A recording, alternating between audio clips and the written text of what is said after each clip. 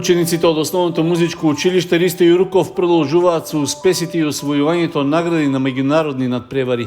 Деновиве младиот Јован Цветанов, кој 4 години е ученик во Кочанското музичко училиште, освои второ место по пијано на меѓународен надпревар во Италија. Надпреварот во Италија беше онлайн, а настапите ги проследија врвни пијанисти како жири комисија. Во категоријата на Цветанов имаше 32 учесника, а Јован со својот квалитетен настап се избори и успеа да го освои второто место меѓу учениците од Италија, Тајланд, Финска, Србија, Хрватска, Словенија, Естонија и Албанија. Освен што посетува часови по пијано во Кочанското музичко училиште, Цветанов следи и настава по солфеж, односно теорија на музиката.